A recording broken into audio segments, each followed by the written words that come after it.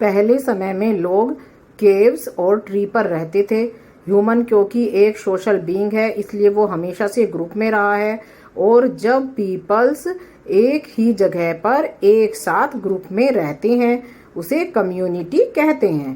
पहले तो जो कम्युनिटी थी वो फैमिली से स्टार्ट हुई, लेकिन धीरे धीरे वो नेबरहुड, स्कूल आदि तरीकों से बड़ी होती चली गई। जो कम्युनिटी है उसका साइज बड़ा होता चला गया, विलेज, टाउन, सिटीज के रूप में वो बढ़ता चला गया। जो पीपल्स हैं जो वो विलेज में, टाउन में और सिटी में रहते हैं, उन्हें बहुत सारी फैसिलिटी जैसे क्लीन ड्रिंकिंग वाटर, इलेक्ट्रिसिटी और well constructions, properly maintenance road और इसी तरह की और मेडिकल सर्विस वगैरह बहुत सारी चीज़ें हैं जिनकी आवश्यकता उनको पड़ती है। और उनकी जो ये सब नीड्स हैं उनको गवर्नमेंट पूरा करती है। लोकल सेल्फ गवर्नमेंट की नीड क्यों पड़ी? जैसे कि हम जानते हैं हमारा इंडिया जो है वो बहुत लार्ज कंट्री है, और यहाँ पे अगर बोलें कि एक ही एडमिनिस्ट्रेशन जो है वो एक, तो इतनी बड़ी कंट्री के एडमिनिस्ट्रेशन को सोचे कि एक ही जगह से हैंडल किया जा सके, वो नहीं हो सकता। बहुत प्रॉब्लम हो जाएगी एक ही अगर जगह से पूरी कंट्री को वो अटेंड किया जाए तो इसलिए इसके गवर्नेंस को इजी और एफिशिएंट बनाने के लिए लोकल सेल्फ गवर्नमेंट को फॉर्म्ड किया गया है। अब ये जो लोकल सेल्फ गवर्नमेंट सिस्टम है, इसके अंदर लोकल पीपल ही इन्वॉल्व होते हैं मैनेजमेंट में, और अपने यहाँ का मैनेजमेंट मतलब एडमिनिस्ट्रेशन वे खुद ही देखते हैं। फॉर एग्जाम्पल, किसी जगह की एग्रीकल्चर से संबंधित, irrigation, electricity, education, health, maintenance और रोड वगैरह से संबंधित क्या प्रॉब्लम चल रही है, ये वहीं के उसी एरिया के लोग ही सबसे बेटर समझ सकते। Rural local self government. अब सबसे पहले है कि गवर्नमेंट्स स्टेप बाय स्टेप कैसे होती है।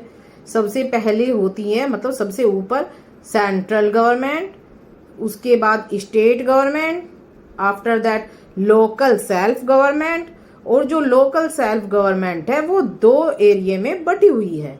Number 1 rural, number 2 urban.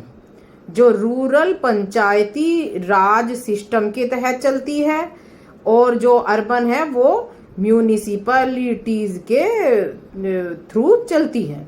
अभी हमें पढ़ना है सिर्फ रूरल मतलब पंचायती राज सिस्टम। अब देखना है कि पंचायती राज सिस्टम कैसे चलता है। पंचायती राज सिस्टम को 3 भागों में डिवाइड किया हुआ है। सबसे ऊपर होता है जिला परिषद जो डिस्ट्रिक्ट लेवल पे होता है।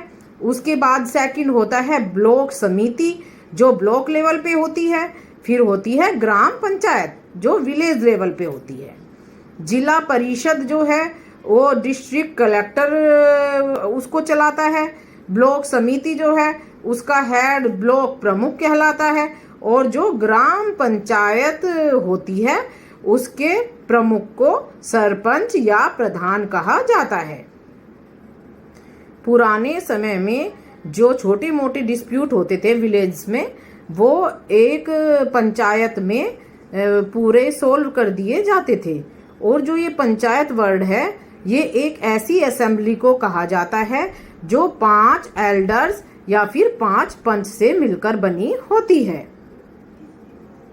विलेज लेवल पर जो ये होती है, ये 3 पंचायत सिस्टम वो 3 जगह डिवाइड रहता है, मतलब या फिर कह सकते हैं कि इसकी 3 बॉडी रहती हैं। नंबर 1 ग्राम सभा, नंबर 2 ग्राम पंचायत, नंबर 3 न्याय पंचायत। सबसे पहले हम ग्राम सभा के बारे में पढ़ेंगे। जो ग्राम सभा होती है वो उस जगह स्टैब्लिश की जाती है जहां 500 या उससे ज्यादा की पॉपुलेशन होती है। जितने भी उस एरिया के 18 साल से ऊपर के लोग होते हैं वे सभी इस ग्राम सभा के सदस्य माने जाते हैं। जो ग्राम सभा है इसकी कम से कम ईयर में 2 बार मीटिंग जरूर होनी चाहिए और जो इम्पोर्टेंट डिसीजंस लिए जाते हैं उसके बारे में या इसमें इन सभाओं में डिस्कस किया जाता है। उसके अलावा इसका काम होता है जो ग्राम पंचायत है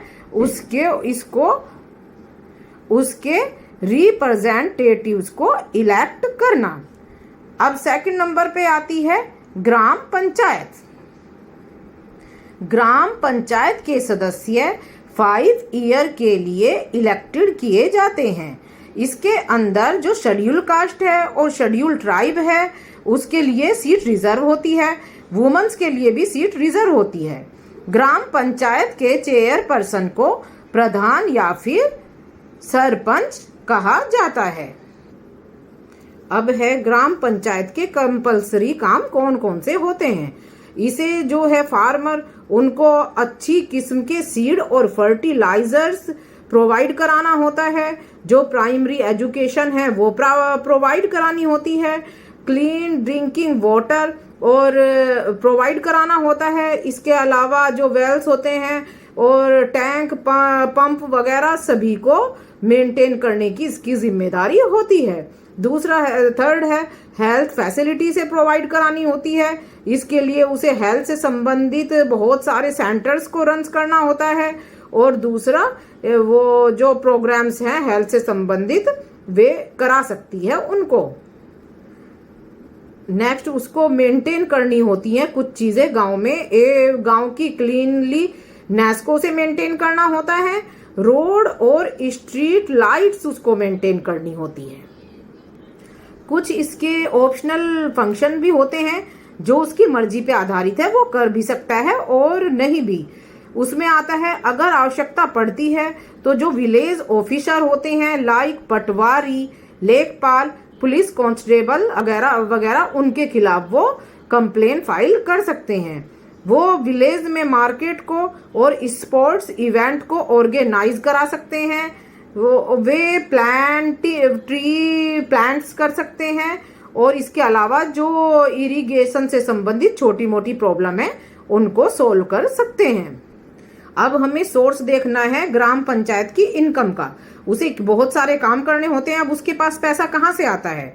नंबर 1 वो हाउस पर, शॉप पर और फेयर जो लगते हैं उन पर टैक्सेस लगा सकती है। उसके अलावा जो कैटल्स होते हैं उसकी परचेजिंग पर, सेल पर रजिस्ट्रेशन फीस के द्वारा आ सकता है। और वे जो sale of public property. Third आता है न्याय पंचायत। एक जो न्याय पंचायत होती है वह एक लोकल कोर्ट की तरह से होती है। ये जो छोटे मोटे मतलब माइनर डिस्प्यूट्स होते हैं उन्हें सेटल करवाती है। वे चीफ और प्रोमिनेंट जस्टिस को विलेज वासियों को प्रोवाइड कराती है। जनरली जो कई सारे विलेज के ऊपर एक ही न्याय पंचायत होती है। जो न्याय पंचायत के मेंबर हैं उनको ग्राम पंचायत इलेक्टेड करती है।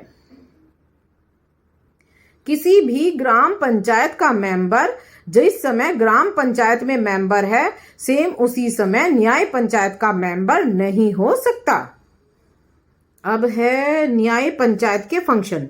न्याय पंचायत सिर्फ पीटी, सिविल और क्रिमिनल केसों पे मतलब बहुत ही छोटे जो होते हैं उनमें जजमेंट पास कर सकती है। अब जो ये न्याय पंचायत है वे सिर्फ थोड़ा फाइन लगा सकती है, वो किसी को जेल नहीं भेज सकती। और जो ये माइनर डिस्प्यूट होते हैं उन्हें बहुत ही स्विफ्ट, सिंपल और बिना किसी खर्चे के इसका जो पूरा का पूरा प्रोसीजर है वे चलता है। अगर किसी आदमी को लगता है कि यहाँ पर उसे उचित जजमेंट नहीं मिला है तो वो अपने से हायर कोर्ट में जस्टिस के लिए अपील कर सकती है।